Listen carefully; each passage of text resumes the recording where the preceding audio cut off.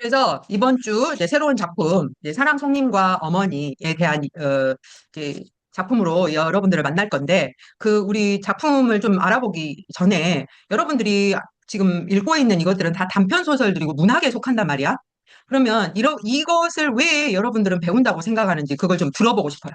여러분들이 왜 이런 문학 작품을 읽고 단편 소설을 읽어야 하나? 그리고 우리가 국어 중학교로 올라가면은 뭐 문학만 배우나요? 비문학도 배워야 되고요. 그러죠? 그리고 뭐 세계 문학도 또 여러분들이 읽어야 되고 또 학교에서 공부하는 게 뭐 그 뭐 과학도 있고 수학도 있고 역사도 있고 뭐 철학도 있고 이러잖아. 이 모든 학문이 다 필요하기 때문에 여러분들이 배우는 건데 그 중에서도 선생님은 이제 기본 중에 기본이 이런 문학이라고 생각을 하거든요. 국어. 왜 배운다고 생각하는지 채민이 한번 말해볼래요? 이 우리가 배우는 이 문학 작품, 단편 소설을 공부하면서 얻는 이익이 뭘까? 음, 다 공부가 필요하고 필요하니까 배우겠죠? 특히 우리는 이 수업을 통해서 여러분들은 뭘 얻고 싶기 때문에 뭐가 나아지기 때문에 뭐가 변하기 때문에 참여하는 거예요.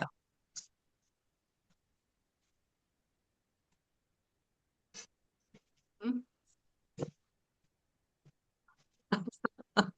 중학교 가서 시험 봐야 되니까 그런가요? 음, 성적이 좋아지기 위해서 일단은 그렇죠. 일단은 그러려고 왔죠. 그러면 이제 중고등학교 끝나면 그냥 없을 공부겠네요. 그죠? 그런가요? 어떻게 생각해요, 유주는? 이런 문학 작품을 읽음으로써 여러분들이 뭐가 달라지고 좋아지기 때문에 공부하는 거예요. 생각, 생각이 어떻게 되는데? 약간 문학作품을 그냥 읽었을 때는 좀 생각이 없었는데 여기서는 그 책을 읽고 그냥 어떤지 약간 조금 다 같이 이야기하다 보니까 조금 더 뭔가 그 이야기에 대해서 자세히 알게 되는 것 상세하게 알 수 있게 되죠. 같아요. 그리고 그 문학 작품 안에 들어가서 이해할 수 있게 되죠. 네, 근데 사실 우리가 문학 작품을 보면 다양한 인물들이 나오죠. 그죠? 이제까지 우리가 만난 사람들은 누구였어요? 범범의 주인공 나, 허생원, 장돌뱅이, 독짓는 할아버지 송영감도 만나봤고, 그러죠? 오늘은 이제 그 사랑 손님이랑 과부 아줌마도 만나게 됐어요. 그러면 뭐냐면 이거는 다양한 뭐 인물들, 다양한 삶을 만남으로써 여러분들이 간접적이나마 경험을 하는 거야. 그러면 어떻게 되겠어요? 여러분들이 몸담고 있는 이 인간 세상, 그리고 많은 사람들에 대한 이해의 폭이 깊어지는 거야. 그죠? 유주는 아직 경험이 없기 때문에 유주의 삶밖에 몰라. 기껏해야 유주 친구들 정도는 알까? 지우도 마찬가지고 최민희도 마찬가지예요. 근데 이 작품들을 읽음으로써 내가 알지 못했던 사람들을 만나게 되는 거예요. 책 속에서. 그래서 이해의 폭이 넓어지고 세상이란 무엇이다라는 것을 여러분들이 더 알게 돼요. 그러니까 책을 읽으면 읽을수록 그렇게 이해의 폭이, 생각의 폭이 깊어지는 거죠. 그 책을 안 읽은 사람들은 자기밖에 모르게 돼 있어. 왜냐하면 보는 시야가 좁기 때문이야. 그리고 또 있어요. 여러분들이 이 이득을 확실하게 알고 공부를 해야 열심히 할 수가 있어. 여러분들이 영어를 배우면 어떻게 돼요? 채민아. 채민이가 영어를 배우면 영어를 굉장히 유창하게 하면 어떻게 될까, 앞으로? 나중에 좀 해외에 가거나 그렇지. 이런 좀 훨씬 다른 나라 유리하겠죠. 가는 거. 그렇죠. 왜냐하면 그 문화권에 싹 스며들어서 내가 거기에서 헤엄칠 수 있게 된다는 거야. 그러면 채민이가 만나는 세상이 넓어요, 좁아요? 영어를 모르는 선생님보다 채민이가 놀 세상은 더 두 배가 되는 거예요. 그렇죠? 그렇기 때문에 글로벌 인재 뭐 어쩌면서 뭐 언어를 많이 습득해라 이러는 거잖아. 그러니까 내가 놀 수 있는 세상을 넓혀가는 거야. 어학이라는 것은. 그건 말로 써고요. 우리가 만나는 문학은 뭐냐면 문학으로 이야기하는 세상이 또 있어. 그러니까 사람들이 그 뭐예요? 그냥 말로만 문자 그대로 말로만 이야기를 하지 않아. 그러니까 뭐 예를 들어 아이고 목 빠지겠네 이렇게 얘기를 했다고 치자. 아이고 목 빠질 뻔했네. 만약에 이렇게 이야기를 했다면 지우야 이 말 뜻은 무슨 말 뜻인가요? 무슨 말인가요? 무슨 말을 하고 싶은 걸까요? 나 목 빠질 뻔했네. 이렇게 얘기했다면 누군가. 그 말은 그 사람의 말 뜻은 무엇인가요? 목이 빠질 뻔했네. 기다렸다고? 기다리느라고 너무너무 기다렸단 얘기야. 그죠? 만약에 아우 내 배가죽이 등가죽에 붙었네. 채민아 이 말은 무슨 뜻이에요? 배가죽이 등에 붙었네. 배고프다. 그 말이에요. 사람들이 나 배고파요. 나 너무 기다렸잖아. 이렇게만 얘기하지 않는다는 거야. 아시겠죠? 그러면 이 사람들은 굉장히 문학적으로도 얘기하고 비유적으로도 얘기하고 철학적으로도 이야기하고 역사적인 어떤 비유를 빌려와 가지고도 이야기를 하거든요. 그럼 뭐예요? 내가 이 인간 사회에서 더 활개치고 헤엄치면서 더 높은 경지에까지 오르려면 이 모든 것들을 다 알아야 된다는 거예요. 이게 바로 지식의 힘이죠. 그래서 아는 게 힘이다라는 말이 있듯이 그렇죠? 그래서 여러분들이 만나야 될 세상은 넓은 세상을 만나고 싶다 그러면 여러분들은 서양에서의 뭐 바이블로 얘기하는 성경도 공부를 해야 되고 그리스 로마 신화도 완전히 꿰뚫고 있어야 되고 우리가 말하는 뭐 공자 맹자도 좀 읽어주면 동양권에서 또 먹어줄 거고 그러죠? 역사도 또 알아야 되고 중국사도 알아야 되고 일본사도 알아야 되고 미국사도 알아야 되고 유럽사도 알아야 되는 거예요. 그럴수록 그것에 정통할수록 내가 노는 세상은 더 넓어진다라는 거예요. 아시겠죠? 그런 차원에서 생각을 좀 하셔야지, 여러분들이 그 단순히 학교 시험 준비를 하는 거예요. 이렇게 생각하시면 절대 안 된다라는 거. 아시겠죠? 그래서 여러분들은 그 한 세상을 열기 위해서 이 수업에 참여하고 있는 거예요. 자, 그러면 우리 자료 옆에 가져오시고, 오늘 선생님이 말로 답 이야기를, 시간을 많이 까먹어가지고 자료부터 들어가도록 하겠습니다. 오늘 이제 그 윤독은 좀 생략을 하고요. 사랑손님과 어머니 여러분들이 다 완독을 했으니까요. 그래서 우리 내용 토파보기에서 좀 해볼 거고, 그거는 이제 우리 작가님 공부를 좀 해야겠죠. 빨리 작가와 작품에 대해서는 빨리 하고, 그다음에 뒷부분으로도 연결지어서 갈 수 있었으면 좋겠습니다. 지난 1, 2, 3기 때는 여러분들 자료 보시면 뒤쪽에 선생님이 여러분들의 감상을 적으라라고 나왔지만, 그때는 굉장히 그 부분을 더 많이 할애를 했었어요. 그때는 막 2학년, 3학년 언니 오빠들을 형 누나들이 했었기 때문에 상당히 실력이 됐었거든. 근데 여러분들은 아직 이제 조금 천천히 가고 있기 때문에 세계 문학으로 갈수록 그 부분도 또 이제 비중을 두어서 자료를 만들 거니까요. 생각한 것을 글로 쓸 수 있도록. 자, 그러면 주요섭 선생님에 대해서 알아봅시다. 1902년에 태어나셔서요. 72년에 돌아가셨으니까 70살에 돌아가신 거네요. 어쨌든 굉장히 그 뭐예요. 일제강점기도 보냈고, 뭐 우리 6.25 사변도 보냈고, 그랬죠? 그리고 이제 대한민국 정부까지 쭉 왔어. 72년도면 유신 헌법이 나올 때니까 박정희 정권 하에서 이제까지도 사셨던 그런 분이네. 자, 주요섭 작가는 사랑손님과 어머니의 영향으로 통속소설 작가로만 여겨졌지만, 이게 그때 당시에는 이 사랑손님과 어머니가 남녀 간의 애정 이야기를 다뤘다고 해서 통속소설로 여겨지기도 했었대요. 통속소설이라는 것은 남녀 애정 소설. 그러니까 좀 이렇게 뭐랄까 순수 소설이라기보다는 당시 사람들한테 아유 좀 연애 소설이잖아 이렇게 생각이 됐었다라는 거야. 그런데 전혀 우리가 봤을 때 전혀 통속적이거나 그러지 않잖아요. 이건 아무것도 아니죠 요즘 세상에. 그러니까 남녀 애정 이야기이기 때문에 통속 소설 이런 식으로 통속 소설이 반대말은 순수 소설 이렇게 생각을 하시면 되겠죠. 실제로는 개밥 살인 등 이 개밥 살인이 작품 이름이에요. 그러니까 컷수를 한 개씩 해주시면 좋을 것 같아요. 작품을 표현하는 이렇게 양쪽 컷수에 개밥 살인이라는 작품이에요. 가난한 사람들, 천대받는 사람들의 비참한 삶을 소재로 글을 쓴 신경향파 작가이기도 했다. 신경향파는 1920년대 사조예요. 1920년대를 신경향파라고 하는데 이거는 사회주의 사상의 영향을 받은 그런 작품을 얘기를 하는 거예요. 사회주의가 뭔지 아시죠? 사회주의. 사회주의가 예를 들면 뭐 노동자, 농민, 뭐 그런 계급 투쟁, 뭐 사회 비판, 현실 비판적인 그런데 20년대는 그런 유의 글을 쓰기는 했지만 점점 나중으로 갈수록 어떻게 됐다고? 그런 경향이 사라지고 서정적 사실주의 문학 세계로 옮겨갔다. 서정적이다. 조금 내용이 아름답고 아름다운 묘사를 많이 했다 이거야. 감정에 호소하는. 우리가 서정적인 작품들 만나봤죠? 기억나는 거 있어요? 우리가 배운 것 중에 서정적인 작품. 대표적인 거 뭐 있었어, 채민아? 서정적이다라고 표현할 수 있는 작품 뭐 하나 있었죠? 생각나는 거. 아름답게 묘사한 달밤에 하얀 해밀꽃 필 무렵. 그렇지. 메밀꽃 필 무렵. 그런 서정적인 그런 작품들 만나봤죠. 이 작품도 그런 비슷해요. 뒤에 묘사들을 보시면 달밤에 어머니가 풍금을 친다거나 또 몰래 나와가지고 이제 깜깜한데 혼자 아버지 옷을 갖다가 펴보면서 쓸어보면서 하는 그런 것들을 묘사할 때 사람의 감정이나 정서에 이렇게 막 호소하는 묘사들을 서정적이라고 얘기를 하거든. 자, 사랑손님과 어머니도 남편과 사별한 오키 엄마가 그러니까 돌아가셔서 이별하게 된 것을 사별이라고 해요. 이혼이 아니고 사별한 오키 엄마가 남편 친구와 사랑에 빠지지만 오키가 대학교에서 공부에 훌륭한 사람이 되어도 사람들이 환양년의 딸이라고 욕할 것을 염려해서 사랑을 포기하는 마음을 잘 묘사하고 있다. 요거 지유 알아먹겠어?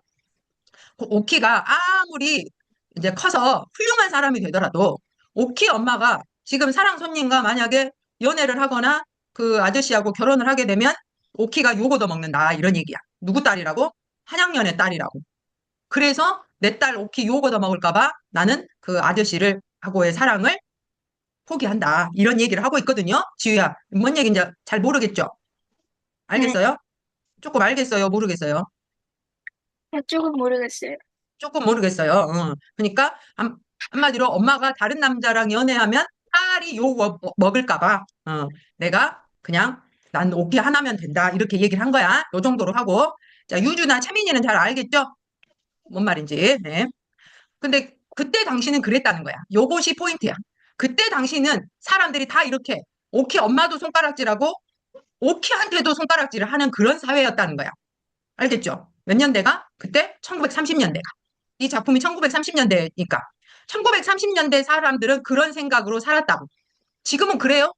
지금 그래요? 안 그래요? 전혀 안 그래요. 그냥, 뭐, 그냥, 그래요. 이혼을 뭐 여러 번도 하니까 좋습니다. 그래도 뭐 누가 뭐라고 하지 않아요. 그 사람의 개인 선택이니까. 네, 좋습니다. 여성의 사랑을 억압하는 사회였어. 그 시대가 어떻다고? 여성의 사랑을 억압해. 잘 기억해 두세요. 그래서 6살 여자 어린이 오키의 눈으로서 비판한 단편 소설이다. 주요섭 작가는 아마 그런 사회를 비판하고 싶었겠지. 과부로 혼자 사는 젊은 여성이 이 얼마나 불행이냐. 왜 이 여자한테 사랑할 권리를 주지 않느냐. 뭐 이렇게 비판하고 싶었겠지만 어른이 나서서 비판하는 것보다 어린아이의 순수한 눈으로 비판하게끔 했던 거예요. 이게 이제 소설적인 장치겠죠. 그런 단편 소설이다. 그래서 단순한 통속 애정 소설이라고는 할 수가 없어. 통속 소설이라고 할 수가 없어. 아시겠죠? 단순한 그냥 남녀 애정 소설이라고만 할 수 없다. 자, 여기에서 등장하는 어머니와 사랑 손님은 요거 중요한 거예요. 밑줄 그어 놓은 것들이 다 지문으로 나오면 여러분들이 다 인정하고 받아들이시고 OX 할 때 O로 해주셔야 돼요. 순종과 억압의 폐쇄 사회에서 저항과 자유의 개방 사회로 가는 과도기적인 인간상이라고 할 수 있다. 아시겠죠? 네. 자, 사실 여러분 역사적으로 보면 과부가 재가가 뭐죠? 다시 시집 가는 거, 결혼하는 거. 그것을 허락했어요, 안 했어요? 그 전에 역사적으로 언제 한 것 같아요? 과부의 재가 허용은 언제 됐어요? 기억나세요? 근현대사에서. 과부를 그 전통적인 우리 이제 유교적인 윤리적인 사회에서는 못하죠. 여자들은 평생 혼자 살아야 되잖아. 남편이 돌아가시면. 근데 그렇게 해서 과부가 되면 혼자 살아라 그랬는데 과부도 결혼할 수 있다라고 허용해 준 때가 있었어. 그때가 언제예요? 1894년에 가보게요. 가보게요. 아시겠죠? 기억을 하실라나 모르겠네요. 가보개혁 때, 뭐, 그 노비 문서도 소각하고, 아시겠죠? 가보개혁을 기억을 해주세요. 특히 과부 재가 허용, 자, 그때 있습니다. 신분제를 폐지하는 사회로 이제 쭉쭉 나아가는 그 전환점이 가보개혁이었다는 거. 그래서, 하지만 사람들의 인식은 그렇게 쉽게 변하지 않아. 지금 1930년대도 1894년에 과부의 재가를 허가했음에도 몇십 년이 흘렀음에도 불구하고 사람들의 인식 속에서는 여자들이 함부로 재가하면은 뭐라고 불렀다고? 땡땡땡 환양년이라고 부르는 그런 사회였다. 자, 환양년이 뭐예요? 환양년. 어디에서 말이 나왔어요? 환양년. 여기서는 회냥년이라고 나왔죠. 환향에서 나왔어요. 환향. 환이 뭐냐면 돌아올 환. 고향향. 고향으로 돌아온 여자예요. 근데 왜 이렇게 부정적으로 이렇게 욕으로 변질이 됐을까요? 이게 언제냐면 청나라에서 우리나라 조선 쳐들어온 적 있었죠. 호란. 기억나요? 임진왜란은 외놈들이 쳐들어온 거고 정묘호란, 병자호란은 저기 청나라 오랑캐들이 쳐들어온 때잖아. 그때 여자들을 많이 끌고 갔어. 그때 어떻게 아름아름해서 돈으로 또는 양반 지위에 있는 여자들은 대충 다시 빼왔어요. 그렇게 해서 청나라로 끌려갔다가 다시 조선으로 돌아온 여자를 부르는 게 환향녀야. 근데 저 여자들이 저렇게 청나라로 끌려가서 가만히 무슨 일이 없진 않았을 거다. 저 빼놈, 오랑캐 놈들한테 몸을 더럽혔을 거다라고 생각해서, 더러워. 여자들은 정절을 지켜야지. 그래서 남편이 있던 여자들은 돌아왔어도 이 남편한테 냉대를 당하거나 이혼을 당했어. 근데 국가에서는 그걸 허락을 해주지 않았죠. 정식으로 이혼을 하는 거를. 그렇지만 남편들한테 버림을 받았어. 그리고 그 다음에 환양녀는 마치 정절을 버린, 몸을 버린 더러운 여자라는 그런 이미지가 쭉 이어지면서 욕으로 변질됐어. 그래서 자기가 이렇게 막 이 남자 저 남자 사귀면서 좀 문란한 사람들이 어떻게 불렀냐면, 에이 저거 환양년이구만, 이런 식으로 욕으로 변질이 됐어요. 근데 사실은 그게 욕거리가 아니죠. 원래는 환향연은 전쟁의 피해자들이 구사일생으로 겨우겨우 돌아온 피해자야. 불쌍한 피해자인데 그 사회는 그 여자들을 받아들이지 않고 마치 몸을 버리고 정절을 버리고 문란한 여자로 매도를 해서 낙인 찍어버린 나쁜 말이죠. 그러냐? 그래서 여기서도 여기에 오키 엄마가 환양년이라고 부른단다. 환양년 이런 식으로 말하는 대목이 나와요. 그거를 내용 토파보기에서 이야기를 할 거고. 어쨌든 사회적인 시선은 그래. 불합리하지만, 너무 억울하지만, 여자들한테는 가혹하지만, 그때 당시에 사람들의 시선을 어떻게 바꿀 수가 없죠. 그러죠? 그래서 어쨌건 개방사회로 가는 과도기적인 인간상이다. 과도기가 뭐냐면 중간시대. 이 시대에서 저 시대로 넘어가는 중간시대이기 때문에 뭐지 이건 아닌데 하면서도 여전히 그러고 있는. 그러나? 그러니까 만약에 과도기 시대가 아니고 아예 개방 시대로 가버렸으면 오키 엄마는 어떻게 됐을까? 사랑 손님과 결혼했겠죠. 그죠? 근데 여기서는 어떻게 돼요? 결혼해요? 못해요?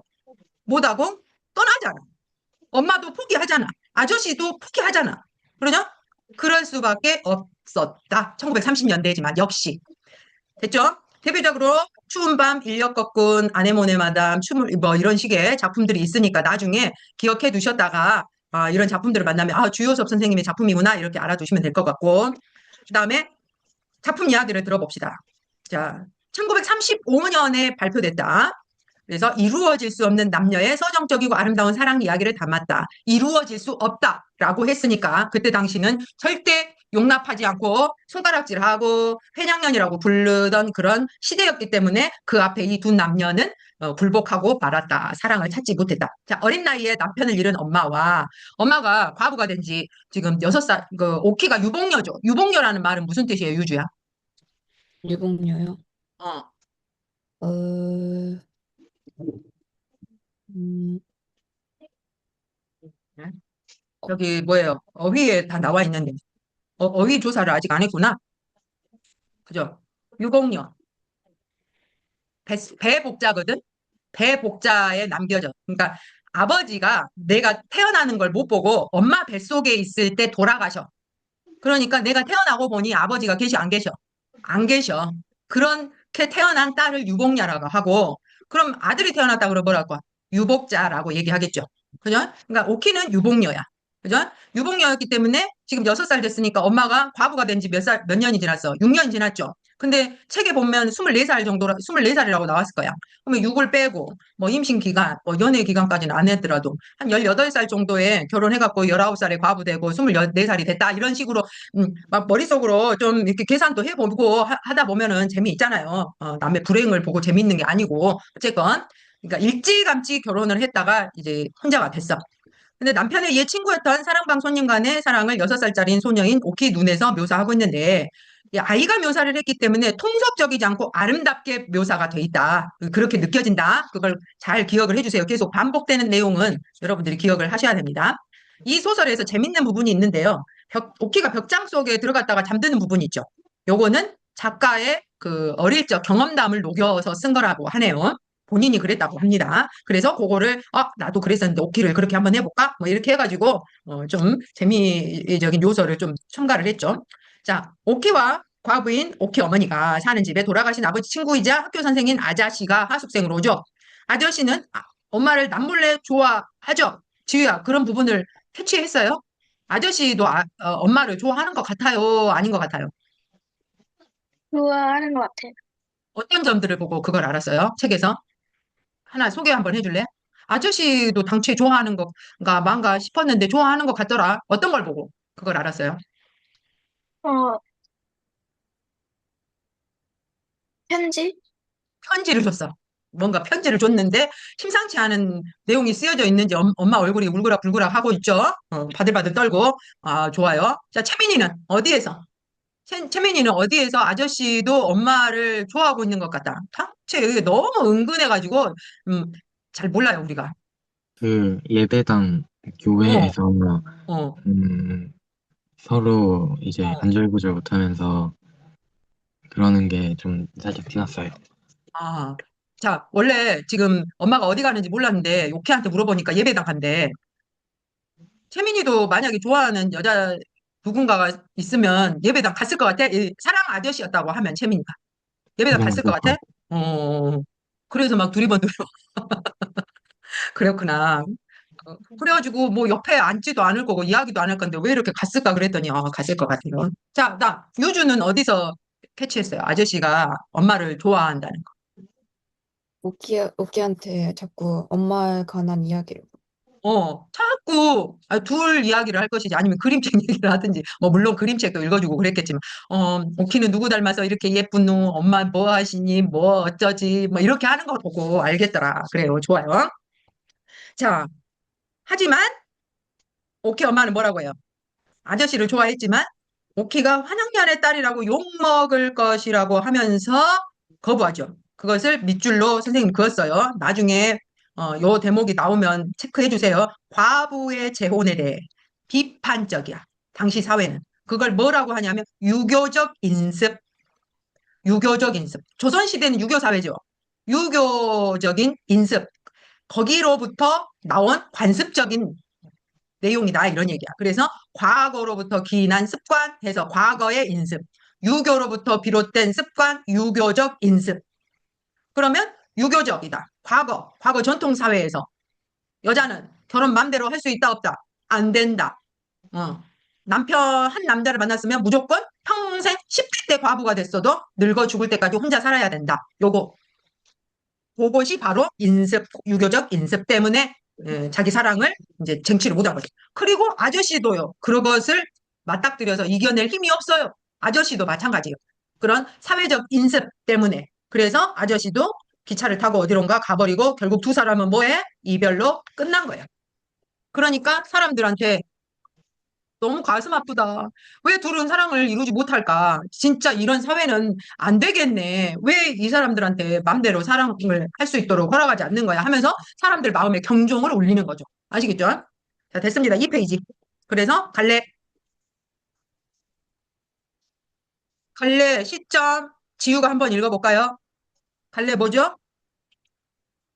어떤 뭐 목적을 가지고 있지 않고 뭐 주장을 하고 있지도 않고 뭐 남녀 간의 애정을 막 진하게 표현하는 통속 소설도 아니고 무슨 소설? 지우야? 순수. 순수소설. 순수소설. 그리고 하나 더 하면 단편. 단편소설, 현대소설. 그렇지. 순수소설까지 말해 주셔도 돼요. 아, 어떤 주장을 담고 있거나, 뭐, 계몽적이거나, 막, 교훈을 막 억지로 주거나 이러지 않는 순수한 예술적인 소설이다. 그래서 순수소설, 또 단편소설, 분량으로 따지면 단편, 현대소설. 자, 그 다음, 딸 오키가 자기의 시선으로 서술을 했어요. 무슨 시점이라고 하죠, 지우야?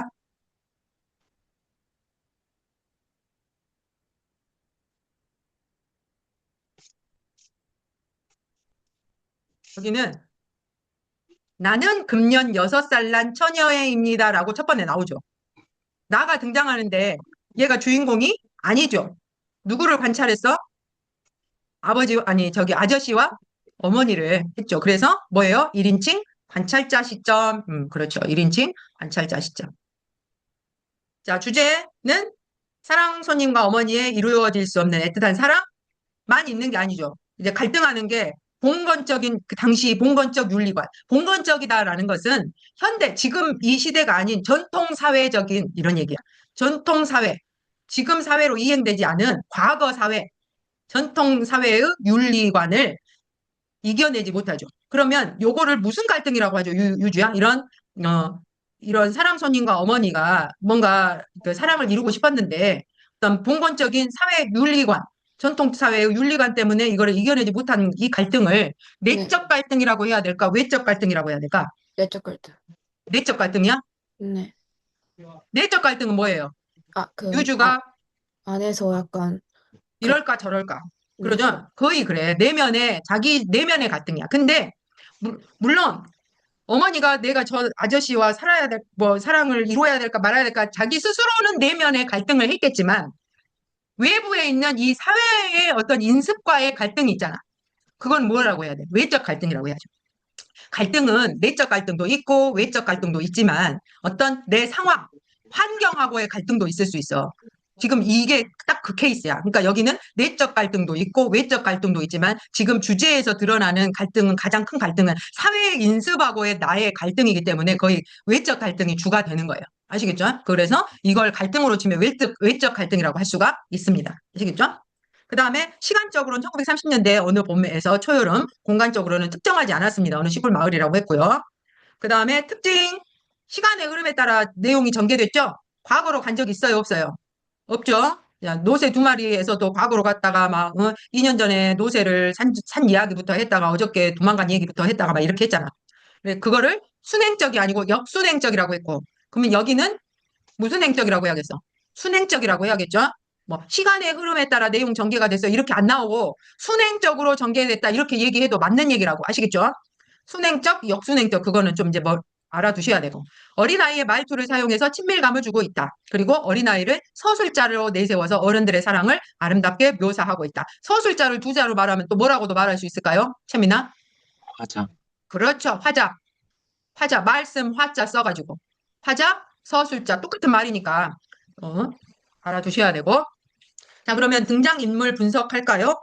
자, 채민이가 한번 오키에 대해서 괄호 이야기를 해주세요. 작품 안에서 인물들을 관찰하고 어이, 어, 서두라는 오케이. 역할. 그렇죠. 관찰하고 서술하는 역할. 다음, 계속. 부침성이 좋고 음, 자신의 생각을 직접적으로 표현함. 오케이. 생각보다는 감정이라고 해주세요. 생각, 감정. 생각도 맞는 말이긴 한데, 자신의 감정을 직접적으로 표현함. 나는 아저씨가 우리 아빠라면 좋겠다. 막 이렇게 얘기를 하고. 자, 그 다음에 또, 천진난만하고 순수하여 웃음을 끌어내기도 하며 아저씨와 어머니 사이에서 중요한 음, 중요한, 엮어주죠. 두 사람을. 중간 다리에서. 매개의 역할. 매개. 중간에서, 뭔가 양쪽을 엮어주는 역할. 매개의 역할을 하면서 이제 사랑을 확인하는 그런 시간이 있죠. 자, 그 다음에, 오케이, 어머니, 지유. 공감적 윤리관과 자신의 사랑 사이의 갈등 속에 결국 딸 오키의 장래를 위해 자신의 사랑을 포기하는 강한 모성애를 가진 여인. 의 사랑을 포기하는 강한 모성애. 그 봐봐. 본건적 윤리관과 자신의 사랑 사이의 갈등. 지우, 무슨 갈등? 외적 갈등, 내적 갈등. 외적. 외적 갈등. 아, 오늘 이 수업을 참여해야 돼, 말아야 돼. 친구 만나러 가야 돼, 수업 참여해야 돼. 고민되네. 이거 무슨 갈등? 내적. 그렇지. 자, 그 다음, 유주가 아저씨 사랑 손님 이야기해 주세요. 이 어머니를 사랑하지만 적극적인 행동으로 사랑을 쟁취하지 못하고 전통적 윤리관에 어, 대들어? 따라? 아저씨, 전통적 윤리관에 대들었어, 따랐어? 어, 따라, 따랐죠? 그걸 네, 유식한 말로 뭐라고 할까? 어, 순응하는. 어, 수능을 보는 게 아니고요. 순응. 따를 순, 응할 응. 순응하는 이런 아저씨는 적극적 성격이라고는 할 수 없죠. 소극적 성격의 소유자라고 할 수 있죠. 그러니까 그 사회의 시선은 누구도 당해내지를 못해. 그 사회의 일원으로 속해 있기 때문에. 어. 그래서 그 아저씨 보고, 어머, 남자답지 못하네요. 왜 이렇게 남자가 소극적인가요? 적극적이지 못하네요. 픽업해요. 뭐 이런 식으로 비난할 수도 없다. 어때요? 채민이는 만약에 이런 사회에서 태어났다면 채민이도 힘들겠죠? 그래요. 힘들어요. 왜냐하면 사회의 일원으로 살아가고 있는 사람들이기 때문에. 자, 소설의 구성 단계 한번 봅시다. 요게 어디에서 또 소설의 뭐 위기의 단계에서는 무엇이 일어나나요? 절정에는 뭐죠? 결말은 뭐죠? 하고 물어보았으니까 보자고. 발단, 전개, 위기, 절정, 결말. 소설의 5단계잖아요. 그죠? 그러면 발단에서는 어떻게 되죠? 세미나? 발단에서는 뭐가 이루어져? 소설. 사건이 시작되고 등장인물과 배경이 제시된. 등장인물과 배경이 제시되는 단계가 발단이야, 발단. 그러니까 시간적 배경, 공간적 배경, 뭐 이런 게 나오잖아. 그리고 막 설명을 해. 그래야 이제 그 무대 안으로 들어가지고 우리가 생각해. 그다음 전개는 뭐예요? 사건이 본격적으로 진행이 된다. 자, 위기는 뭐죠? 지우야, 위기. 사건과 갈등이 절정을 향해서 심화되는 부분. 자, 사건이 일어나야 돼요. 항상. 뭔 사건이 있어. 그리고 거기는 항상 평화롭지 않아. 뭐 갈등이 항상 있어. 그게 점점 깊어지는 것, 그게 위기야. 절정은 뭐죠, 유주야? 절정은 절정, 클라이막스. 클라이막스, 최고조단 말이야. 사건과 갈등이 최고조. 자, 위기는 심화돼서 막 올라가. 그게 탑을 찍은 게 절정이야. 자, 결말은 뭐예요, 유치유야? 결말. 갈등이 해소되어서 마무리되는 부분. 그렇죠. 해결돼. 갈등 해소, 마무리, 해결. 아시겠죠? 자, 우리가 이 지금까지 이 작품들을 통해서 봤지만 작품에서 항상 괴로운 부분이 있었죠. 본범에서 뭐 때문에 괴로웠어요, 주인공이? 채민아, 음, 본범. 뭐 시켜달라고 했어? 성리에 아, 점순이랑 결혼시켜달라고 했는데 이놈은 장인 영감이 안 해주잖아. 세상이 쉽지 않잖아. 그죠? 나를 가로막아서는 장애물이 등장해. 그걸 뭐라고 말해? 뭔등? 갈등. 갈등. 음. 자, 독 찢는 늙은이에서도 송영감에게 뭐가 힘들었어요, 지유야? 어? 어, 일단 누가 도망가 버렸어? 아내가 도망간 거? 너 아내가 도망갔죠? 독 잘 지어졌어요? 아니요. 내 몸뚱이는요? 아파요. 그거예요. 세상이 힘들다고요. 쉽게 되는 게 없다고요. 그죠? 자, 유주야, 노새 두 마리에서 뭐가 힘들었어요? 노새가 도망가. 도망가 버렸어요. 온 가족의 생계를 가지고 있는 수단이 다 사라져 버렸어. 이제 어떻게 사냐고. 그래서 여러분들 인생이란 이렇게 쉽지 않은 거란 얘기야. 네? 그래서 너희들은 아니, 그런 말을 하시는 분들은 없겠지만 우리 때는 사는 게 그 풍족한 시대가 아니었다 보니까 종종 선생님도 어렸을 때 부모한테 원망을 하는 말을 해. 그래서 너희들은 그런 소리를 안 했을 거야. 근데 선생님이 이제 나이가 굉장히 많다 보니까 그러니까 누가 엄마 아빠 보고 이제 가슴에 못을 박는 소리를 하죠. 그러니까 돈 잘 버시지 왜 돈 잘 못 버시랬어요 누가? 이런 식으로 말한 적도 있어요 선생님도. 그러니까 모르는 소리죠. 그러니까 부모님의 삶이나 이 인간 사회의 삶이 호락하지 않고 쉽지 않다라는 걸 몰랐으니까 그렇게 쉽게 얘기한 거죠. 근데 너희들도 이제 그렇게 생각이 들 수도 있지만 여러분들이 사회에 나가서 어른으로서 이제 사회생활을 하다 보면 아, 이 세상 사는 게 녹록지 않구나. 쉬운 게 아니구나. 아, 그런 걸 이제 느낄 때가 와요. 그리고 아, 그것을 뚫고 나갈 방법이 딱 하나 있는데 일단은 기본적인 게 뭐냐면 뭐겠어요, 채민아? 음, 내가 이 녹록지 않는 세상에서 잘 살아가기 위해서 갖춰야 될 거, 내 기본적으로 갖춰야 될 거. 내가 부자 할아버지나 부자 부모를 가지고 있지 않고 내가 막 차은우 같은 얼굴을 타고 나거나 막, 막 기럭지가 쭉쭉 막 뭐, 해가지고 멋져서 막 사람들한테 인기를 끌 정도의 내가 능력이 없다. 그럼 일단은 뭐를 갖춰야겠어요? 지식. 그렇지. 실력이에요, 실력. 여러분들은 일단은 지혜까지 갈 필요도 없이 지식을 일단 갖춰야 돼요. 지식이라는 실력을 갖춰야 돼요. 일단 그게 기본이야. 아시겠죠? 그 가장 빠른 방법은 뭐라고? 책 읽기예요. 독서. 아시겠습니까? 네, 그래서 여러분들이 엄청 크게 하고 있는 게 아니고요. 지금 물론 남들 다른 학생들 저기 놀러 가고 놀고 있을 시간에 이 시간에 여러분들이 시간을 내서 선생님하고 수업하는 건 정말 대견한 일이지만 굉장히 막 특별한 일을 하고 있는 건 아니에요. 기본 중에 기본 하고 있는 거예요. 아시겠죠? 근데 여러분들이 또 잘못 착각해가지고 나 공부했잖아 하면서 엄마에게 막 이제 막 유세를 떨죠. 그 공부는 본인 공부인데 마치 엄마 공부 내가 대신 해주는 것처럼 그렇게 생각하시면 절대 안 된다. 유주 알겠죠? 네. 본인들 기본 중에 기본 하고 있는 겁니다. 아시겠죠? 자, 자, 됐고요. 스테이지로 얼른 넘어가 봅시다. 어휘 배워보기. 요거는 다음 시간까지 잘 해오시고, 지난 시간에 구전이 입구의 돈전이었는데, 입구의 전할전으로 써오신 분들이 있어요. 그래서 선생님이 항상 한자를 옆에다 얹어 놓으니까 거기에 맞는 뜻을 찾아오시라. 한자도 잘 눈여겨보세요. 자, 그러면 작품의 구성과 줄거리, 발단전개, 위기결정, 결말 한번 채민이, 지유, 유주 순으로 읽어보도록 합시다. 시작! 6살 난 웃기는, 음, 아까 말했죠? 아빠가 없어. 아, 그,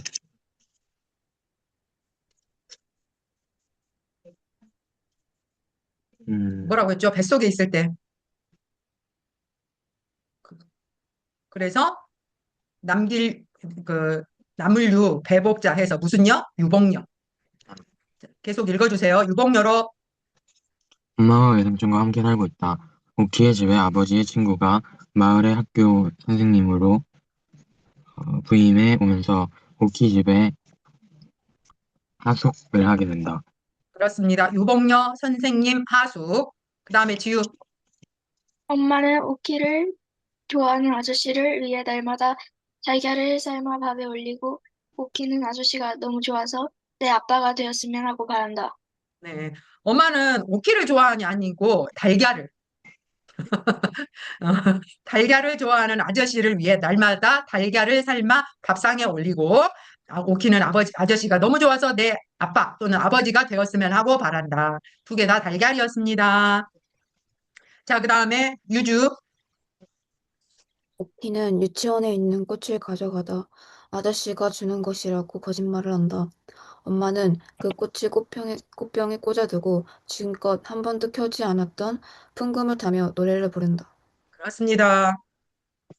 꽃을 사실 아저씨가 준 것도 아니지만 갖다 주니까 엄마 마음이 쿵당쿵당 좀 마음이 흔들렸겠죠. 마음이 이제 풍금이 나타내는 또 상징하는 바가 있으니까 그건 또 내용 토파보기에서 좀 보시고. 그다음 절정 채민이. 오키를 통해 아저씨로부터 편지 한 통을 받은 엄마는 그날 밤 오키가 참참을 자다 눈을 떠보니 돌아가신 아버지의 옷들을 꺼내보는 등 종잡을 수 없는 행동을 보인다. 그리고 자기는 오키 하나면 그만이라고 하면서 아저씨에게 편지가 든 손수건을 돌려준다. 그렇습니다. 아저씨, 아버지 편지 순서입니다. 그다음 지우. 아저씨는 짐을 싸서 떠나고 엄마는 달걀 장수가 오자 달걀을 먹을 사람이 없다며 그냥 돌려보낸다. 네네네. 달걀 장수가 오자 달걀 먹을 사람이 없다면 그냥 돌려보낸다. 아니, 달걀 먹을 사람이 왜 없어요? 지우야. 달걀 먹을 사람 있죠? 누구요? 오키. 근데 엄마는 왜 이랬대요? 음, 아니, 오키는 입이 아닌가? 오키 입은 입이 아니야. 왜 이제 달걀 먹을 사람 없어요? 하고 달걀 장수를 돌려보냈을까요? 지우. 뭐 때문에? 아저씨가 갔으니까. 아저씨가 갔으니까. 그러니까 엄마 마음속에 엄마는 그동안 달걀 산 거는 누구 때문에 산 거야? 아저씨 드리려고. 그렇지. 그러니까 이게 결국은 이 달걀은 엄마의 마음이 묻어 있는 거네. 이 달걀이라는 것은 엄마의 사랑을 나타내는 물건이기도 하네요. 그죠? 네, 좋습니다. 그 다음에 채민이가 생각했을 때 이 두 사람이 서로에게 서로의 마음 통한다라는 것을 나타내는 물건이나 상징물 같은 게 기억나는 거 있을까? 달걀. 지금 방금 말했던 달걀이 있고 또 꽃? 꽃. 그렇죠. 꽃. 그 아저씨가 준 건 아닌데 그래도 그래도 이제 어, 오키의 엄마가 어, 아저씨가 줬다라는 어, 거를 이제 믿고 어, 어, 좀 좋아했으니까 어. 그리고 나중에 그 꽃을 어떻게 해버려? 책갈피에 꽂아 놨다가 아저씨 떠난 다음에 어떻게 하죠? 그 꽃을 오키한테 갖다 버리라고 하잖아. 그죠? 그러니까 꽃을 아저씨가 준 것이 아니라고 할지라도 그 꽃은 두 사람의 사랑을 상징하는 거죠. 유주야, 자진 않지? 유주야. 네. 자, 그러면 달걀 나왔고 꽃 나왔어. 유주가 생각했을 때 또 두 사람의 뭐 사랑이나 뭐 이런 것들을 상징하는 또는 다른 것을 이걸 상징하는 물건 같아요 하는 물건이 있을까요? 꼭 사랑이 아니라도 뭐가 있어?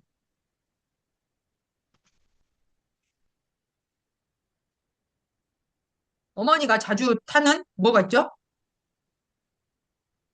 풍금 있죠, 풍금. 풍금은 어떨 때 엄마가 타는 것 같아? 좋을 때. 좋을 때? 좋을 때 탔을까요? 음, 뭐, 어쨌든, 풍금은 어쨌든 좋든 안 좋든 자기 엄마의 마음이 뭔가 동요가 일어났을 때. 그러니까 풍금은 엄마의 마음을 이렇게 드러내고 있는 반영체예요. 아시겠죠? 그래서 풍금은 엄마의 마음을 드러내는 매개물이라고 할 수가 있습니다. 그렇게 해서 물건이 나타내는 그런 부분도 여러분들이 머릿속에 숙지를 좀 해 주시고, 다음 시간에는 내용 곱하보기로 들어갈 건데, 오늘은 좀 제 시간에 끝내도록 합시다. 많지는 않으니까 내용 곱하보기에서, 자, 이번에도 나누도록 합시다. 첫 번째, 자기 이름을 옆에다 좀 써주세요. 4페이지, 첫 번째, 채민이. 두 번째, 지유. 그 다음에 5페이지로 넘어가서, 5페이지,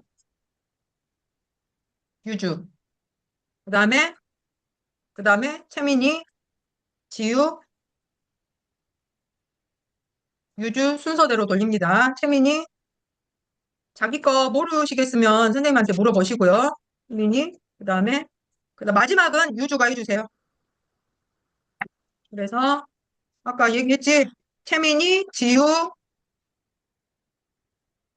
지유, 유주. 그 다음에 채민이, 지유, 유주. 그 다음이 채민이, 유주. 아시겠죠? 그리고 핵심 체크도 여러분들 좀 해갖고 오시고, 핵심 체크, 그리고 OX도 여러분들 읽어보시고, 한번 풀어오시면 좋겠습니다. 그래야 전혀 자료를 안 보고 오시면 티키타카가 안 돼. 그리고 70분이 돼버려요. 수업 시간이. 여러분들도 10분 더 하는 거 싫잖아요. 그래서 각자 맡은 것을 좀 성실하게 해 오시고, 여러분들이 이 영어 배우듯이, 뭐 일본어, 중국어 하나 배우듯이 우리 문학으로 여러분들의 세상을 더 넓혀간다고 생각하시면 돼요. 그리고 언어보다 훨씬 더 필요한 것이 문학이라는 거. 아시겠죠? 자, 여러분들 그러면 오늘 수고 많으셨고 오늘 그래도 빨리 끝났다. 야, 오늘 채민이는 좀 밀린 거 좀 올려주십시오. 네, 제발. 네. 기다릴게요, 여러분. 자, 다음 시간에 만나요. 안녕. 안녕히 계세요. 음.